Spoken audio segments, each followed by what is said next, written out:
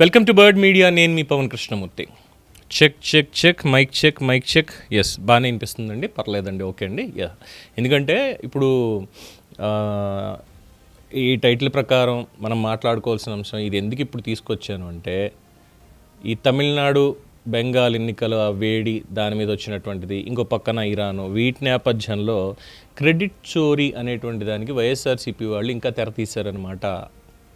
Credit చోరీకి, ఆ credit చోరీ అలాంటి చోరీ కాదు. మళ్ళీను for the first time in the history ప్రభుత్వ పాఠశాలలకు సంబంధించి 10th ఫలితాల్లో 590 కంటే ఎక్కువ మార్కులు తెచ్చుకున్నటువంటి విద్యార్థులకి పట్టం కట్టారు. కమర్షియల్ లేదంటే ప్రైవేట్ ఇన్స్టిట్యూట్స్ ఏవైతే యాడ్స్ ఇస్తాయో అదేవిధంగా ప్రభుత్వం విద్యార్థులని గౌరవించేందుకు ప్రపంచానికి ఇదిగో మా విద్యార్థులు, ఇది మేము సాధించిన ఘనత అని చెప్పుకునేందుకు వాళ్ళు చేసినటువంటి పని ఈరోజు ప్రతి ఒక్కళ్ళ అభినందనలు అందుకుంటుంది.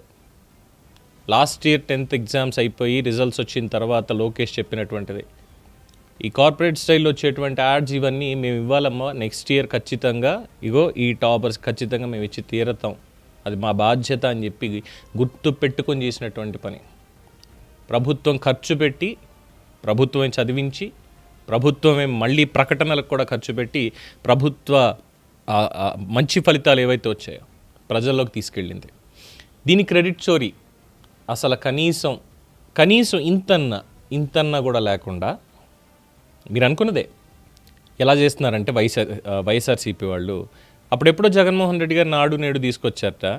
అందుకని ఇప్పుడు కూడా ప్రభుత్వ పాఠశాల పిల్లల మార్కుల కర్త కర్మ క్రియ ఒక్కళ్ళే, అది వైఎస్ జగన్మోహన్ రెడ్డి గారే. 2026లో 10వ తరగతి విద్యార్థుల చేతుల్లో 2 ఏళ్ల క్రితం ట్యాబ్లు పెట్టింది జగన్. 2 ఏళ్ల క్రితం ఈ పాయింట్లన్నీ మెన్షన్ చేసుకుందాం మళ్ళీ ఒకసారి, కొంచెం లెంగ్ది కూడా ఉంటుంది.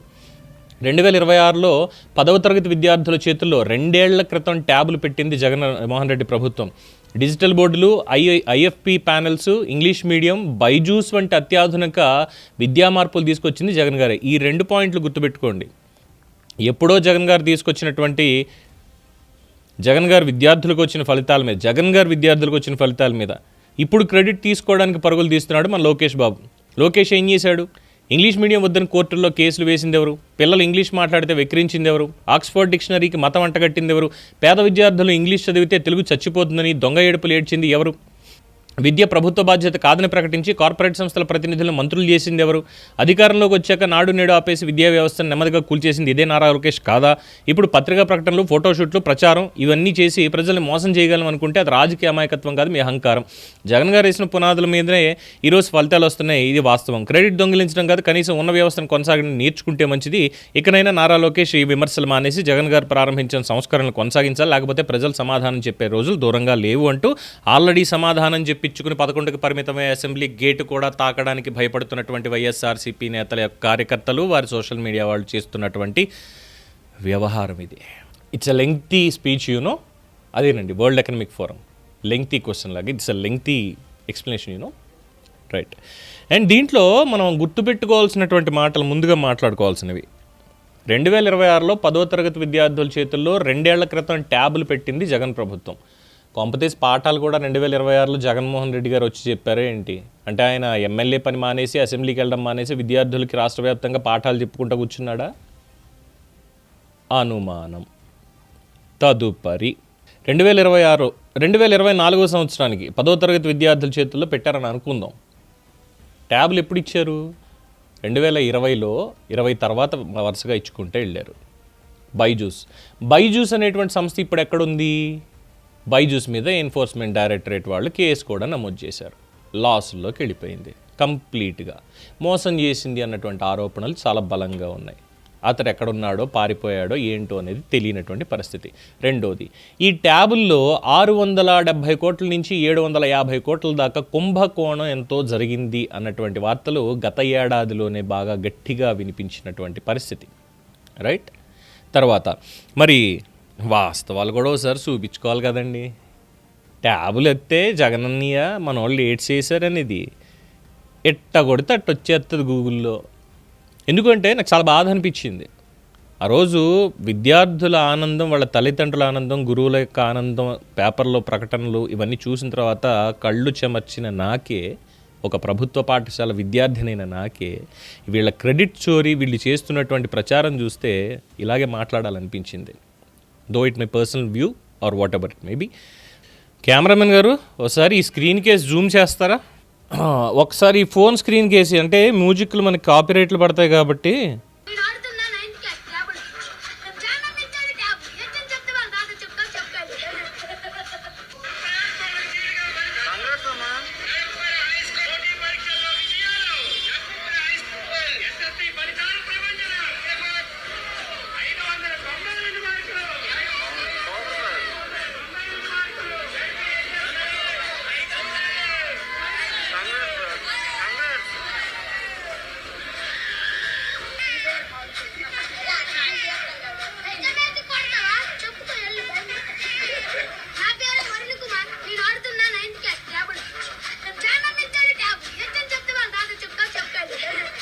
జగన్మోహన్ రెడ్డి గారు ఇచ్చిన ట్యాబుల్లో పిల్లలు చాలా చక్కగా గేమ్స్ ఆడుకోవడం లాంటివి చేశారు తప్ప ఇంకోటి కాదు. రెండోది, అవి రిపేర్ వస్తే కనీసం టెక్నికల్గా వాటిని రిపేర్ చేసి ఇవ్వడానికి కూడా ఎవడ సరిగ్గా లేడు అన్నది రాష్ట్రవ్యాప్తంగా అందరూ చెప్పినటువంటిదే. దేనికి వాడుకున్నారంటే సినిమాలు చూడడానికి, దీనికి. కొన్ని ట్యాబ్స్లో ఇన్బిల్ట్ ఉంటుంది, దాంట్లో ఇంకేం చూడడానికి లేదన్నారు. మరి ఈ వీడియో ఎక్కడి నుంచి వచ్చింది? చెప్పుకొని నా పేరు వరుణ్ అన్నట్టు 9th క్లాస్ చదివే బుడ్డోడు కూడా చెప్తున్నాడు. ఇది ట్యాబులకు సంబంధించింది, రైట్. తరువాత ఇందాక మనం గుర్తుపెట్టుకోవాల్సినటువంటి అంశంలో ఇంకా ఉన్నటువంటి కొన్ని పేర్లు ఏంటంటే డిజిటల్ బోర్డులు, IFP panels, English medium Byju's. First digital boards, IFP panels అంటే ఏం లేదండి, మనకు స్కూల్లో డిజిటల్ బోర్డ్స్ ఉంటాయి, అంటే వీడియో కాన్ఫరెన్సింగ్ దాంతో చెప్పించాలి. ఇవన్నీ ఎప్పుడు స్టార్ట్ అయ్యాయో do have any idea? Pilot projects కింద 2000 సంవత్సరం ఆ టైంలోనే పైలట్ ప్రాజెక్ట్స్ కింద స్టార్ట్ చేశారు చంద్రబాబు నాయుడు గారు ఉమ్మడి ఆంధ్ర రాష్ట్రంలో కొన్ని ప్లేసుల్లో ముందు. అప్పటికే వీడియో కాన్ఫరెన్సింగ్ విధానం ద్వారా పాఠాలు ఎలా చెప్పాలి పిల్లలకి అనేటువంటి దాన్ని కూడా స్టార్ట్ చేస్తున్నారు. ప్రతి స్కూల్కి కూడా ఒక కంప్యూటర్ అనేటువంటిది 2002 వచ్చేసరికి ప్రతి స్కూల్కి ఒక కంప్యూటర్ అనేటువంటిది అప్పట్లోనే ఇవ్వడం జరిగింది. దానికి సాక్ష్యం నేనే, మా స్కూల్లో కూడా ఉండేది. మా స్కూల్లోనే దాంట్లోనే పవర్ పాయింట్ ప్రజెంటేషన్ అంటే ఏంటి ఇవన్నీ కూడా చూసుకుంటూ MS పెయింట్, దాంట్లో పెయింట్లు వేసుకునేవాళ్ళం, చక్కగా కార్టూన్లు గీసుకునేవాళ్ళం ఖాళీ దొరికినప్పుడు ఎప్పుడన్నా. అంటే మాకు అంత నాలెడ్జ్ ఉండేది కాదు కంప్యూటర్ అంటే ఏంటి, దాంట్లో ఎలాగ అదేం లేదు. అప్పటికి ఇంకా స్టార్ట్ అవుతుంది మనకి హైటెక్ అనేటువంటిది, అప్పుడు స్టార్ట్ అయింది. తర్వాత ఇంగ్లీష్ మీడియం, మున్సిపల్ పాఠశాలల్లో తెలుగుతో పాటు ఇంగ్లీష్ మీడియం కూడా అనకుండా అప్పట్లో మంత్రి నారాయణ గారు 2014-19 మధ్యకాలంలో విద్యాశాఖ నుంచి ఒక సర్క్యులర్ వచ్చింది, ఏంటంటే ఇంగ్లీష్ మీడియంగా కన్వర్ట్ చేసేస్తున్నాము అని. రాష్ట్రం మొత్తం కూడా అలాంటి వాళ్ళు కూడా సార్ తప్పు చేస్తున్నారు అనగానే ఇమ్మీడియట్గా జీవో ఉపసంహరించుకొని తెలుగుతో పాటు ఇంగ్లీష్ మీడియం అని పెట్టారు. అది ఒకటి. ఆఫ్టర్ దట్ సరే ఈ బైజూస్ ఆల్రెడీ మనం మాట్లాడుకున్నాం, అయిపోయింది. ఇంకేదో జగన్మోహన్ రెడ్డి గారు ఇవన్నీ తీసుకొచ్చారంటే పాస్ పర్సంటేజ్ ఎంత ఉంది? 10th class pass percentage in Andhra Pradesh ఒకసారి గూగుల్ చేద్దామా? చాలా చక్కగా ఎంత పద్ధతిగా వచ్చిందో తెలుసా మనకి. 2014లో 86.9% ఉంది, 2015లో 89.5% ఉంది, 2016లో 93.26% ఉంది, 2017లో 91.92% ఉంది, 2018లో 94.48, 2019 94.88% ఉంది, 2020 వచ్చేసరికి ఎగ్జామ్ క్యాన్సిల్డ్ కాబట్టి 100% ఇచ్చేశారు. ఏది 100% వితౌట్ ఎగ్జామ్స్ అందరూ పాస్ అయిపోయారు. 2021 కూడా 100% పాస్ అయిపోయారు due to COVID-19. Then immediately it came down to 67.26% in 2021, whereas Jagannath Reddy Garu was the Chief Minister of Andhra Pradesh, where he introduced these BYJU'S, IVF panels, digital boards and etc. సరే దాని తర్వాత 2023కి వచ్చేసరికి ఒక కాస్త పెరిగి 72%కి వెళ్ళింది, 2024 86, 2025 81, 2026కి 85.25% వచ్చిందంటే 2019లో చంద్రబాబు నాయుడు గారు దిగిపోయే నాటికి ఉన్నటువంటి percentage 94.88 stable high performance. So ఈ మధ్యకాలంలో ఏమైంది? ట్యాబ్లు ఇవన్నీ చెప్పారు కదా, క్రెడిట్ చోరీ అన్న దానికి అన్నది. ఇంకోటి ఏం చేశారో తెలుసా? ఈ కోవిడ్ టైంలో ఇప్పుడు ఓకే, ఈ పాయింట్ రెండో దాంట్లో చెప్పుకుందాం, ఇక్కడ కాదు, ఇది ఇక్కడ అప్రస్తుతం కాబట్టి రెండో దాంట్లో చెప్పుకుందాం మనం. So coming to point next, పిల్లలు ఇంగ్లీష్ మాట్లాడితే వెక్కిరించింది ఎవరు? పిల్లలు ఇంగ్లీష్ మాట్లాడితే ఎవరు వెక్కిరించలా, కానీ వాళ్ళని కెమెరా ముందుకు తీసుకొచ్చి వాళ్ళని ఇంకా ఎగ్జాజరేట్ చేసి మీరు ఇలాగే మాట్లాడండి, ఇదే మాట్లాడాలంటూ ఓవర్ యాక్షన్ చేయించారు. జగన్ మావయ్య అంటూ అర్పించారు చూసారా, దానికి వెక్కిరించింది. అలాగే పిల్లల కార్యక్రమాలను తిప్పి వాళ్ళని తీసుకెళ్ళి అక్కడికి స్టూడెంట్స్ని, అక్కడ కూడా పవన్ కళ్యాణ్ గారి వైవాహిక జీవితం గురించి, చంద్రబాబు నాయుడు గారి గురించి, మీడియాకు ఛానల్స్ కొన్నింటి గురించి, వీటి గురించి మాట్లాడి పేదలు పెత్తందారులు పిల్లల దగ్గరికి వెళ్ళి, చదువుకునే పిల్లల దగ్గరికి వెళ్ళి ఆల్ ద వెరీ బెస్ట్ రాయడం కూడా జగన్మోహన్ రెడ్డి గారికి చేత కాలేదు, అదే బోర్డు, డిజిటల్ బోర్డు మీద. ఇక నాడు నేడు కింద ఎన్ని పాఠశాలలు పూర్తి చేశారు అసలు? దాని డేటా ఒకసారి ఇప్పుడు చెక్ చేసుకున్నారా? లేదు. ఎన్ని డిఎస్సీలు ఇచ్చారు? ఎంతమంది ఉపాధ్యాయుల్ని నియమించారు? అందుకే విజయవాడ మార్చ్ బాగా గుర్తుండే ఉంటుంది, టీచర్లు కొట్టినటువంటి దెబ్బ. ఆ తర్వాత ఇంకా చాలా ఆస్పెక్ట్స్ అందులో ఉన్నాయనుకోండి, ఏం చేయించారు వాళ్ళతోటి అనేటువంటిది, అది నెక్స్ట్ ఇంకో దాంట్లో మాట్లాడుకుందాం. తరువాత విద్య ప్రభుత్వ బాధ్యత కాదు అని ప్రకటించి కార్పొరేట్ సంస్థల ప్రతినిధులని మంత్రులు చేసింది ఎవరు అంటే, వీళ్ళు మాట్లాడేది బేసిక్గా నారాయణ గారి గురించి మాట్లాడతారు, లేదు భాష్యం ప్రవీణ్ గారి గురించి మాట్లాడతారు. వాళ్ళు మంత్రులు కాదు కానీ అట్లీస్ట్ ఏంటంటే ప్రజాప్రతినిధులకి తీసుకొచ్చేసారు అన్న పాయింట్ మాట్లాడతారు. రైట్. సుఖారామయ్య గారి గురించి, ఆయన చేసేదాని గురించి చంద్రబాబు నాయుడు గారి మాటల్లో వింటే ఒకసారి తెలిసింది. ఒకటి. సెకండ్, నారాయణ మాస్టర్ అప్పుడు సరే, ఆయనది నారాయణ విద్యా సంస్థలు ఉన్నా, ఇంకోటి ఉన్నా, ఏం చేసినా కానీ ప్రభుత్వం ఫీజు రియంబర్స్మెంట్ అనేటువంటి కార్యక్రమాన్ని రాజశేఖర్ రెడ్డి గారు దీన్ని ప్రారంభించారని చాలా గొప్పగా చెప్పుకునేటువంటి వాళ్ళు. దానికంటే ముందు మైనార్టీలకు కానీ, ఎస్సీ ఎస్టీ బీసీలకు కానీ ఫీజు రియంబర్స్మెంట్ అనేటువంటిది స్టార్ట్ చేసింది చంద్రబాబు నాయుడు గారు అన్న సంగతి పాపం వీళ్ళు మర్చిపోయినట్టున్నారు.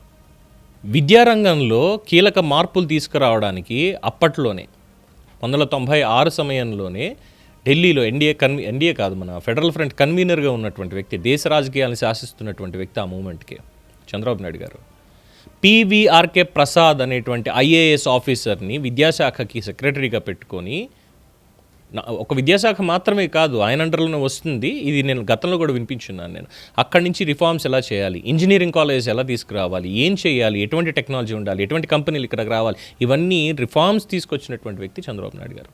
క్రెడిట్ చోరీ ఎవరు చేస్తున్నారు ఇక్కడ? ఇప్పుడు మన ఇచ్చిన ట్యాబుల్లో కుంభకోణాలు, పెయింట్లు వేశారు, వాటిని ఏదో పెయింట్లు మార్చారు, నాడు నేడు అక్కడే ఉంటుంది ఇది అంటే, ఎన్నిటికి పెయింట్లు వేశారు, ఏం చెప్పి పెట్టించారు అసలు? చేసింది ఇంత, చూపించింది ఇంత. పర్సంటేజ్లో చెప్తున్నాయి కదా, ఇక్కడ క్లియర్గా పర్సంటేజ్లో చెప్తున్నాయి కదా, అది ఘనత, అంతకుమించి ఏమీ లేదు. తర్వాత ఇక్కడ పత్రికా ప్రకటనలు, ఫోటోషూట్లు, ప్రచారం ఎవరికి చేశారు? పత్రికా ప్రకటనలు, ఫోటోషూట్లు, ప్రచారం ఎవరికి చేశారు? నారా లోకేష్ చేసుకున్నారా? చంద్రబాబు నాయుడు, పవన్ కళ్యాణ్, కనీసం నరేంద్ర మోడీ, లేదు కూటమిలో ఉన్నటువంటి మంత్రులు, లేదా ఎమ్మెల్యేలు, ఫలానా వాళ్ళు వీళ్ళు, బంగారు తల్లు 590 కంటే ఎబో వచ్చినటువంటి ఆ 13 మందికి పేపర్లో వేసిన దాంట్లో ఒక్కడే అబ్బాయి ఉన్నాడు, 12 మంది అమ్మాయిలు ఉన్నారు, వాళ్ళకి పట్టం కట్టారు. అంటే వాళ్ళని ప్రమోట్ చేసినా కూడా, అంటే ఏంటి ఇప్పుడు జగన్మోహన్ రెడ్డి గారు నవరత్నాలతో లేదంటే ఇదంతా క్రెడిట్ అయింది అని అక్కడ కూడా వెయ్యాలా? ఆ ప్రకటనలన్నీ ఆయనకు సంబంధం లేకపోయినా వేసే కదా మొత్తం దాదాపుగా 600 కోట్ల కుంభకోణం చేసింది పేపర్ ప్రకటనలకి. మరి ఇవన్నీ మాట్లాడితే ఇబ్బందికరంగా ఉండదా? ఇవే మాట్లాడుతున్నారు తెలుగుదేశం పార్టీ వాళ్ళు, ఇన్ని కూడా బయటికి తీసుకొచ్చి చెప్తున్నారు. ఎందుకంటే తప్పున్న చోట తప్పనే చెప్పాలి, ఒప్పు అంటే ఒప్పు అని చెప్పాలి. నాడు నేడు పేరు మాత్రం పెట్టారు, టీచర్లను తీసుకెళ్ళి వైన్ షాప్ ముందు నిలబెట్టారు, దొడ్లు గడిగించారు వాళ్ళతోటి. అంతకుమించి ఏమైనా దౌర్భాగ్యం ఉంటుందా? పర్సంటేజ్లు వీళ్ళందరూ ఇప్పుడు భవిష్యత్తు అంతా కూడా జగన్మోహన్ రెడ్డి గారు అప్పుడు డిసైడ్ చేశారా? చేసింది ఏదన్నా ఉంటే దాన్ని చెప్పుకోవాలి, అంతేగాని ప్రతి దాంట్లో క్రెడిట్ చోరీ తీసుకోవాలి, ఇదే చేయాలన్నటువంటిది ఉత్తమ పద్ధతి కాదు అని ఒక చిన్నపాటి సూచన చాలామంది నుంచి వస్తుంది. మరి తీసుకుంటారా లేదా అనేది తెలీదు. ఎందుకంటే ఈ పేపర్ ప్రకటనల మీద ఆల్రెడీ మనం 2 సార్లు మాట్లాడుకున్నాం. బట్ ఈ క్రెడిట్ చోరీ అన్నది ఇది విజయ్ ఖాతాలోకి వెళ్ళిపోయింది. ఎలక్షన్లు అక్కడ, అలాగే మమతా బెనర్జీ ఎంత టఫ్ ఫైట్లు వెళ్ళాయి ఏంటనేది చూసాం కాబట్టి స్టేట్ దీని గురించి మాట్లాడుకోవడం మానేసి అక్కడ దాని మీద కాన్సన్ట్రేట్ చేసాం కనుక ఈ టాపిక్ కాస్త డిలే అయింది. ఎంత డిలే అయినా కానీ వాస్తవాలన్నీ ఇలాగే బయటకు వస్తాయి. దీని మీద మీ అభిప్రాయం తెలియచేయండి. చూస్తూనే ఉండండి ది బర్డ్ మీడియా.